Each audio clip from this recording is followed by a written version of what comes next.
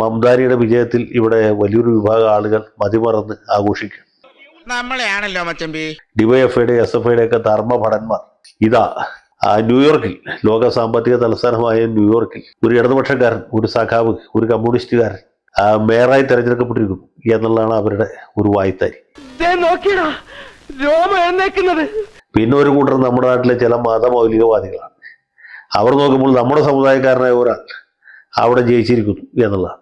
അതൊരു അട്ടിമറി വിജയമായിട്ടാണ് അവർ കണക്കാക്കുന്നത്. നമ്മുടെ വിജയങ്ങൾ ആഘോഷിക്കുക, നമ്മുടെ സങ്കടങ്ങൾ ആഘോഷിക്കുക, നമ്മുടെ പരാജയങ്ങൾ ആഘോഷിക്കുക, നമ്മുടെ മരണം ആഘോഷിക്കുക.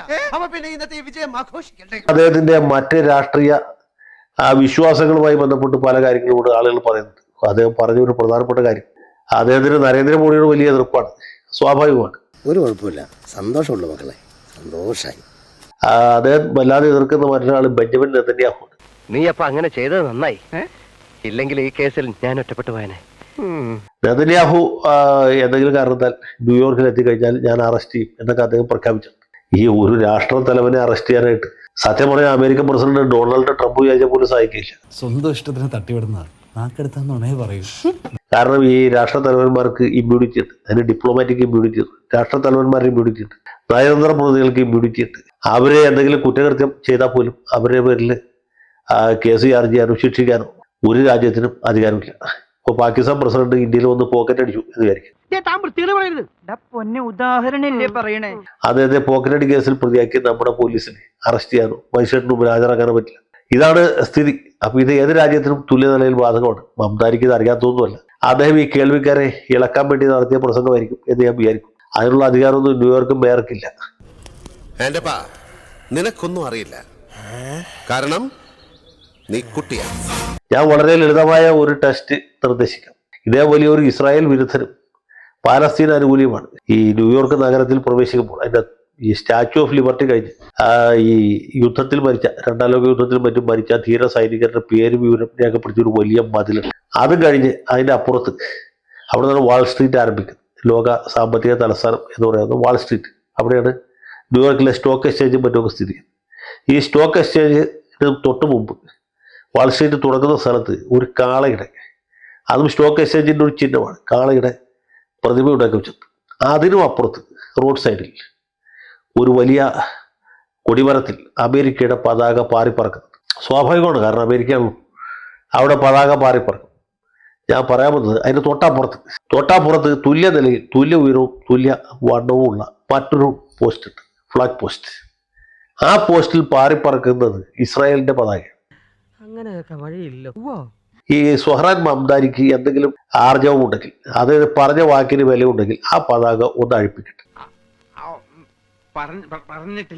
അതിന് അദ്ദേഹത്തിന് അധികാരം ഉണ്ടെങ്കിൽ നമുക്ക് സമ്മതിക്കാം. അത് കഴിഞ്ഞിട്ടാണല്ലോ നമ്മൾ ഈ ബെഞ്ചമിൻ നെതന്യാഹുവിനെ അറസ്റ്റ് ചെയ്തു കയ്യാമം വെച്ച് വഴി കൂടെ എടുത്തു.